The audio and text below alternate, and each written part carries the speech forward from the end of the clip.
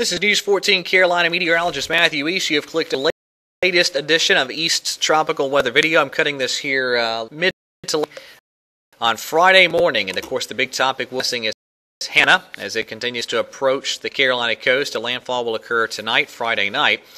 This is an image I snapped this morning from Hilton Head Marina. Marina's there at Hilton Head, and notice conditions pretty calm this morning, but up and down the Carolina coastline conditions will be deteriorating as the day unfolds. And I'm going to be linking some of the various webcams from up and down the Carolina coast on the blog later on this morning. That is the infrared satellite imagery of Hanna, and the center of circulation right on the eastern side of that big flare-up of convection. And that flare-up of those deep thunderstorms and areas of rain, an indication to me that Hanna is probably not going to be weakening as it makes landfall. We'll probably see Hanna holding its own in terms of strength, or maybe even strengthening a little bit as it approaches landfall tonight. And Hanna should be either a strong tropical storm or a weak hurricane as it makes landfall. It's a radar image from the Melbourne NexRad site. You can see the center of circulation of Hanna there on the right side of that radar image. And there have been some very heavy tropical rains in parts of Florida and the Bahamas associated with Hanna last night into this morning. There's Ike. Ike experiencing some northerly shear, but still a very powerful hurricane. And notice the center, the hurricane a little lopsided, the eye toward the northern end of that central dense overcast, but that shear should relax, and Ike should remain a major hurricane right on through the next 4 or 5 days. There's the path of Ike. I expect Ike to be a major hurricane when it goes through the Bahamas Sunday into Monday, and from there the model guidance really spreads out. Some models take Ike into the Gulf, others into Florida, others up the eastern seaboard. So it's just too early to tell exactly where Ike will eventually head, but I think Ike is going to be a big problem for somebody as we get into next week. And we'll be talking much more about Ike and touching on it much further as we get into next week and get past Hanna. There's the National Hurricane Center forecast track for Hanna. They're still calling for a landfall near the Carolina border. And that will occur tonight, and then the system really picks up steam and lifts up toward the Canadian Maritimes and the northern Atlantic. And these are the tropical storm force wind speed probabilities. You get into those shades of yellow. That is when you're getting to 30 and 40% probability of seeing tropical storm force winds, and it's mainly over the eastern half of North Carolina. The probability is lesser the farther west you go in the Carolinas.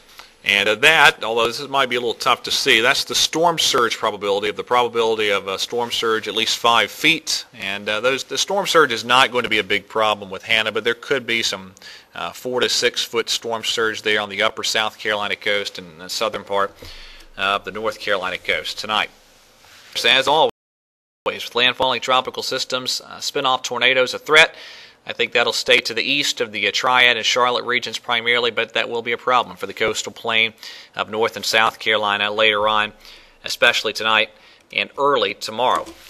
So let's talk about the model data and what impacts we can expect here in the Piedmont. What we're going to see happen probably is what we call a deformation zone, or in other words, a band of very heavy precipitation on the western side of Hanna as it moves through the eastern Carolinas. That means I think somewhere in the Piedmont is going to get a pretty good shot of rain with this system. All right, this is the model data at 8 o'clock this evening. This is the 6C run of the GFS. From there, Hanna lifts ashore, and notice you can see that band of heavy rain starting to set up over the Piedmont. This is 2 a.m. That is 8 a.m. There's that heavy band of rain that will probably set up somewhere over the Piedmont. Now, it could be over the Triad and Charlotte. It could be over Raleigh. Just impossible to tell before it actually sets itself up. But wherever that band over the Piedmont, will probably see 2 to 4 inches of rain tonight into tomorrow morning, and then Hanna begins to pull on away up the coast, and it'll be a big wind producer and rain producer as it quickly sweeps through the southern New England states.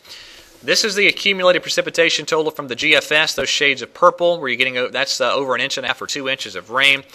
It's even a heavier precipitation output on the NAM. Those shades of red are where the NAM is printing out over 3 to 4 inches of rain, so in some spots. So certainly at least 3 inches there in that red, and the deeper shades of yellow even more than that. So that's a lot of rain if that deformation zone or band does in fact set itself up.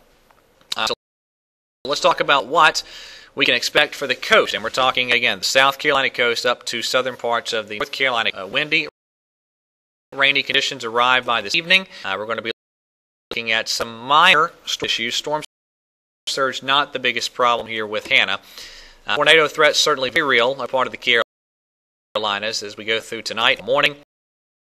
And as the center of Hanna gets closer, it could be on the order of 70 to 90 miles per hour there along the coast. So the best night coming up for the Carolina coast. Total rainfall amounts there, probably 2 to 5 inches for much of the Carolinas.